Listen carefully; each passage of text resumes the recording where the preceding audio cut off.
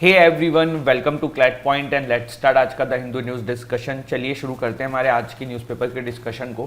देखो, सबसे पहला आर्टिकल है why has SBI not disclose courts of bond supreme court. अगर आप लोग देखिए क्लैट पॉइंट के टेलीग्राम ग्रुप पे होंगे तो वहाँ पे मैंने कुछ फाइल्स शेयर करी थी जो आपकी एसबीआई ने सुप्रीम कोर्ट के सामने रखी थी, इलेक्टोरल बॉन्ड्स का डेटा जो था। लेकिन वो डेटा जो है ना बहुत आधा अधूरा सा है, उसमें कुछ समझ में नहीं आ रहा है कि एक्चुअल में दिया किसने, क्या हुआ है, और कुछ ही कंपनीज ने बार बार लिया है, तो वैसी चीज़ें हैं।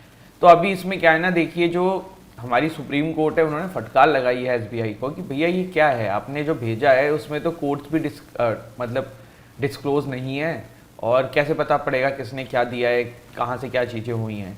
तो वो वाली चीज़ है। इसके अलावा बहुत सारी देखिए जो पॉलिटिकल पार्टीज़ है वो भी ये कह रही है कि जो अभी करंट हमारा रेजिमा है बीजेपी, उनके ऊपर काफ़ी क्वेश्चंस उठाए जा रहे हैं, क्योंकि ऐसा भी देखने को मिला है कि बहुत सारी कंपनीज के द्वारा पैसा दिया गया है जिनके ऊपर पिछले 5 साल में आईटी या ईडी की रेड और इस तरीके की चीज़ें पड़ी हुई हैं। तो लेट्स सी कितना सच है कितना झूठ है, विद टाइम चीज़ें समझ में आएंगी। और आप लोगों के लिए मेरा क्विज का क्वेश्चन है कि इलेक्शन कमीशन के ये वाला जो अभी पूरा मामला था जिसमें एसबीआई के ऊपर इलेक्टोरल बॉन्ड जो पूरा मामला था, इलेक्टोरल बॉन्ड को खारिज कर दिया था हमारी सुप्रीम कोर्ट ने, तो इस केस का नाम क्या था ये मैंने आपको बताया था, वो केस का मुझे नाम बताइएगा। फिर है new election commissioners take charges, Supreme Court refuses to stay their appointment. तो दो नाम है, मैंने कल इनकी पूरी डिटेल आपको टेलीग्राम ग्रुप में डाली थी, तो इसीलिए मैं आपसे कहता हूँ टेलीग्राम ग्रुप हमारा ज्वाइन कर लिया करिए, क्योंकि वहाँ पे मैं काफ़ी सारी जो डेली के बेसिस पे इंपॉर्टेंट अपडेट्स होती है वो डालता हूँ। तो farmer bureaucrats Ganesh Kumar and Sukhbir Singh Sandhu जो हैं उनको इलेक्शन कमिश्नर बनाया गया है। उनके अगेंस्ट में सुप्रीम कोर्ट में आवाज़ उठा रहे थे, बट देन सुप्रीम कोर्ट ने कहा नहीं भाई सही है। Supreme court will hear petition seeking stay on CAA and it's rule on March 19। तो मार्च 19 में ये मामला है कोर्ट में, एक बार आता है फिर देखते हैं कि क्या होता है इसके ऊपर। Palestine leader names adviser Mohammad Mustafa as PM. तो प्रेसिडेंट महमूद अब्बास ने अपॉइंट किया है मोहम्मद मुस्तफ़ा को एज ए प्राइम मिनिस्टर। इससे पहले भी एक थे मोहम्मद सत्या करके, बट इन्होंने रिज़ाइन कर दिया है, तो वो वाली चीज़ है। इसके बाद अभी देखिए वुमेन का प्रीमियर लीग चल रहा है, आईपीएल के तर्ज पे वुमेन्स प्रीमियर लीग स्टार्ट हुआ, उसका सीज़न 2 था। इस बार का जो फाइनल है वो खेला जाने वाला है दिल्ली की team versus royal Challengers Bangalore की टीम वुमेन का, और इसमें से एक टीम जो है विनर होगी। आरसीबी ने कल मुंबई इंडियंस को हरा के यहाँ पे फाइनल में स्पॉट अपना किया है, और this year there will be a new team to win this tournament. तो लेट्स सी कौन जीतता है। एंड ये थी आज की हमारी न्यूज़। अब देखो ये जो सीए वाला आर्टिकल है ना, इसमें सीए को थोड़ा डिटेल में डिस्कस करते हैं, क्या है सिटीजनशिप अमेंडमेंट एक्ट एंड कैसे ये आपके एग्जाम के लिए इंपॉर्टेंट है, तो वो वाला पॉइंट भी यहाँ पे कवर करते हैं। तो चलिए फिर शुरू करते हैं। Hey everyone, welcome to CLAT point and let's start आज का हमारा ये सेशन। देखिए हाल ही में अभी एक समिट हो रही थी इंडिया के अंदर, और उसी में हमारे जो मिनिस्ट्री ऑफ होम अफेयर्स के हेड हैं हमारे होम मिनिस्टर साहब अमित शाह जी ने एक स्टेटमेंट दी। उन्होंने ये कहा कि 2024 लोकसभा से पहले हम सीए को जो है वो इंप्लीमेंट कर देंगे। उसके बाद से सीए जो है ना वो काफी न्यूज में आ गया है, और आज के सेशन में हम सीए को एग्जाम के पर्सपेक्टिव से जानेंगे और ये भी जानेंगे कि क्या कहा गया हमारे होम मिनिस्टर साहब के द्वारा। ठीक है, चलिए तो बिना समय गवाए आगे बढ़ते हैं। सबसे पहले देखो आपको पता होना चाहिए कि भैया सीए है क्या, कि सर आप सीए के बारे में बोल रहे हो, अमित शाह जी ने सीए के बारे में बोला, बट व्हाट इज सीए। तो देखो सीए जो है ना ये बेसिकली एक आपका ऐसा एक्ट लाया जा रहा है हमारी सरकार के द्वारा, जो आपके पड़ोसी देश जो भारत के हैं, 3 पड़ोसी देश, वो 3 पड़ोसी देश कौन से हैं, one is Pakistan, another is आपका बांग्लादेश, ठीक है, अनदर इज बांग्लादेश, और तीसरा आपका जो है वो अफगानिस्तान। ठीक, चलिए तो आपके जो ये 3 कंट्रीज हैं, the CA provide citizenship on the basis of religion to 6 undocumented non Muslim communities, Hindu, Sikh, Buddhist, Jain, Parsis and Christians, ठीक है, and Christians from Pakistan, Afghanistan and Bangladesh who entered India on before 31st December 2024। ठीक, यहां पे देखो ये कट ऑफ डेट है कि इससे पहले जो भारत में घुसे हैं उन लोगों की बात हो रही है, उसके बाद वालों की बात नहीं हो रही है। इसमें आपके 6 नॉन मुस्लिम कम्युनिटीज को इंक्लूड किया गया है, Hindus, Sikh, Buddhist, Jain, पारसीस and Christians. देखो क्वेश्चन इस पे भी बन सकते हैं, पहले तो कट ऑफ डेट ही पूछ लिया या ये पूछ लिया कि कौन सा रिलीजन इंक्लूडेड है, कौन सा इसमें इंक्लूडेड नहीं होगा, तो इस तरीके से क्वेश्चन बनेंगे। तो अपने को सारी चीजें समझते हुए चलना है, ठीक। इसके बाद 3 पड़ोसी देश कौन से हैं? पाकिस्तान, अफगानिस्तान एंड आपका बांग्लादेश, ठीक। This is our Bangladesh.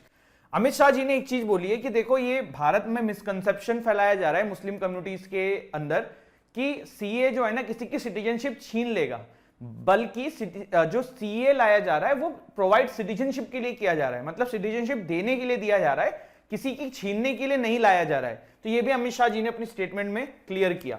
देखिए आगे हम बढ़ेंगे, उससे पहले अगर आप क्लैट 2025 की तैयारी कर रहे हो then you can enroll in our Titan batch. 21,999 rupees का ओनली ये कोर्स है, जिसमें हम आपके घर पे बुक्स भेजने वाले हैं, लाइव क्लासेस हैं, पर्सनल मेंटरशिप है, बुक्स हैं, सारी चीज आपको इस एग्जाम को क्रैक करने के लिए चाहिए, एवरीथिंग इज देयर। अगर आप प्रारंभ 2026 क्लैट देना चाहते हैं जिसका पेपर दिसंबर 2025 में होगा, then you can go for our Prahar batch. 39,999 का कोर्स है, 2 साल का कोर्स है, 100+ मॉक्स हैं, लाइव क्लासेस हैं, पर्सनल मेंटरशिप है, मॉक टेस्ट है, सारी चीजें जो आपको चाहिए वो सब है। अगर आप क्लैट के सिर्फ मॉक्स चाहते हो देन इज ऑल्सो इधर हमारे इसमें आपको मिल जाएगा, सिर्फ बुक्स चाहते हो तो भी मिल जाएगा। If you are preparing for NLSAT, CLAT PG, then also courses are there. आपको करना क्या है, आपको डिस्क्रिप्शन से हमारी ऐप डाउनलोड कर लेनी है या हमारी वेबसाइट को विजिट करना है www.clatpoint.com। वहां पे इन कोर्सेज का डिटेल जानकारी, इन कोर्सेज का डिटेल डेमो, सैंपल, सारी चीजें अवेलेबल है। हमारी टीम का कॉन्टैक्ट नंबर भी है डिस्क्रिप्शन में, तो अगर आपको किसी भी कोर्स में इसमें डिटेल में जानकारी जाननी है या कोई डाउट है आपके, तो भी आप उस नंबर पे कॉल करके जानकारी ले सकते हैं, ठीक है। वापस आ जाते हैं हमारे आर्टिकल के ऊपर। तो अभी यहां पे देखो समझने वाली जो बात है वो ये है कि सीए लाया जा रहा है, किस लिए लाया जा रहा है हमने ये भी समझा, किन कंट्रीज से जो 6 आपकी जो कम्युनिटीज है उनको आएंगे, उनको लाया जा रहा है। देखो सीए के पीछे रीजनिंग क्या दी थी जब इसको प्रपोज किया गया था, बेसिकली इसका जो रीजनिंग थी वो ये थी कि देखो हिंदू कम्युनिटी के लिए ना विश्व में there is only one country that is India. Islamic countries काफी सारी हैं, तो अगर इंडिया ही हिंदू कम्युनिटीज को शरण नहीं देगा जो अपने कंट्री में सताए जा रहे हैं, तो फिर कौन देगा। तो ये लॉजिक के साथ इसको लाया गया था। तो ये जो सीए है जो लाया जा रहा है ये एग्जेम्प्ट करता है मेंबर ऑफ दिस 6 कम्युनिटी जिसका हमने नाम जाना, उनके ऊपर कोई भी क्रिमिनल केस नहीं होगा in the foreign act 1946 and the passport act 1920। कहने का मतलब है अगर वो बिना वीजा एक्सपायर होने के बाद भी हमारे देश में रह रहे हैं तो इन दोनों एक्ट के थ्रू उनके ऊपर कोई भी क्रिमिनल केस नहीं होगा। अब देखो सीए आया, ठीक है, सिटीजनशिप अमेंडमेंट एक्ट 2019 आया, बट इसमें कुछ इश्यूज हैं जिसको क्रिटिसाइज जो कर रहे हैं लोग, वो क्या इश्यूज पे कर रहे हैं वो देखते हैं। सबसे पहली चीज है कि वायलेशन ऑफ आर्टिकल 14 है, इक्वालिटी की बात करता है, प्लस हमारा जो कॉन्स्टिट्यूशन है वो प्रियम्बल जो है हमारे कॉन्स्टिट्यूशन का दैट टॉक्स अबाउट सेक्युलरिज्म, तो यहां पे सिर्फ एक हिंदू कम्युनिटी को लेके ये लॉ लाया जा रहा है, तो ये उसके अगेंस्ट में। प्लस डिस्क्रिमिनेटरी नेचर है जो मैंने आपको बताया, जैसे कि रोहिंग्याज हैं, म्यांमार से जो रिफ्यूजी आते हैं, या फिर आपके श्रीलंका में जो तमिल माइनॉरिटीज हैं जिनको वहां पर सताया गया है या भी सताया जाता है, तो उनके बारे में यहाँ पे बातचीत नहीं करी गई है। तो that is also an issue with this, ठीक है। अब देखो अगर आपसे कोई ये पूछ ले क्या सिटीजनशिप एक्ट जो है ये पहली बार लाया जा रहा है, तो जवाब होगा नहीं। आप नाम से ही समझ सकते हो सिटीजनशिप अमेंडमेंट एक्ट बोल रहे हैं, मतलब पहले कोई सिटीजनशिप एक्ट रहा है, तो वो कौन सा रहा है, citizenship act of 1955 was there. According to the Citizenship Act of 1955, a person must have resided in India or been in the service of the central government for at least 11 years in order to be eligible for citizenship। यहां पे ये बहुत important चीज है, पहले वाला जो act था उसमें 11 साल आपको भारत में रहना पड़ता तभी आप एलिजिबल हो सकते थे सिटीजनशिप के लिए, बट इसको नए वाले एक्ट में रिड्यूस कर दिया है कितने पे, 5 इयर्स पे, ठीक है, ये 5 इयर्स पे ले आया गया है। एक और चीज मैं आपको बताऊं, पार्लियामेंट के थ्रू ये सिटीजनशिप अमेंडमेंट एक्ट पास हो चुका है, प्रेसिडेंट का सिग्नेचर भी हो चुका है। मामला रुका क्यों था, 2019 में कोविड आ गया था हमारे देश में, आपको याद होगा शाहीन बाग प्रोटेस्ट और आपका नॉर्थ ईस्ट में प्रोटेस्ट काफी ज्यादा हो रही थी, जिसके वजह से कुछ दिन के लिए इसको रोक दिया गया था। फिर कोविड-19 के बाद थोड़ा ठंडे बस्ते में चला गया सब, बट अब वापस इसको उठाया जा रहा है और अब सिर्फ गवर्नमेंट को नोटिफाई करना है विथ रूल्स, क्योंकि आपको पता है कोई भी एक्ट कानून पार्लियामेंट में पास होने के बाद प्रेसिडेंट की मंजूरी के बाद नोटिफाई करना पड़ता है सरकार को। तो अगर अब यहां पे जो एक स्टेप रह गई नोटिफाई करने की गवर्नमेंट की, वो जैसे ही होगा ये आपका इंप्लीमेंट हो जाएगा। इसके अलावा स्टेट्स में not have the power to refuse implementation of this law. जैसे एक क्वेश्चन आपसे पूछ लें कि मान लो भाई जो बीजेपी के अपोजिशन स्टेट्स हैं जहां पे बीजेपी की सरकार नहीं है, अगर वो स्टेट मना कर दे कि हम इंप्लीमेंट नहीं करना है तो क्या होगा?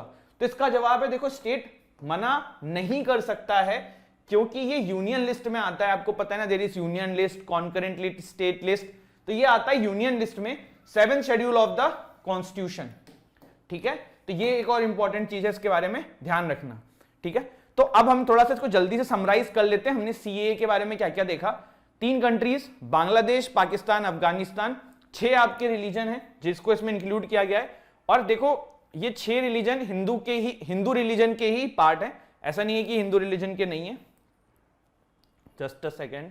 हाँ, तो हिंदूज देखो, जैसे आप कहोगे कि सर आप ये कैसे कह रहे हो कि हिंदू रिलीजन के पार्ट है, बट आप हिस्ट्री चेक करोगे, जैनिज्म हो गया, बुद्धिज्म हो गया, सिखिज्म हो गया, तो कहीं ना कहीं वो हिंदू रिलीजन से ही निकले हैं। तो Hindus, Sikh, Buddhist, Jain, पारसीस and Christians, तो ये आपके रिलीजन इसमें इंक्लूड किए गए हैं। और एक इसका जो क्रिटिसिज्म होता है कि भैया आपने मुस्लिम्स इसमें इंक्लूड क्यों नहीं किए, तो वो आपको गवर्नमेंट का लॉजिक मैंने आपको बता दिया है। ठीक है, आपके 3 जो कंट्रीज हैं वो हमने समझ लिया है, हमने बेसिक जानकारी इसके बारे में जान ली है। तो नाउ अगर सीए से रिलेटेड कोई क्वेश्चन आपके एग्जाम में आता है तो आप गलत करके नहीं आएंगे।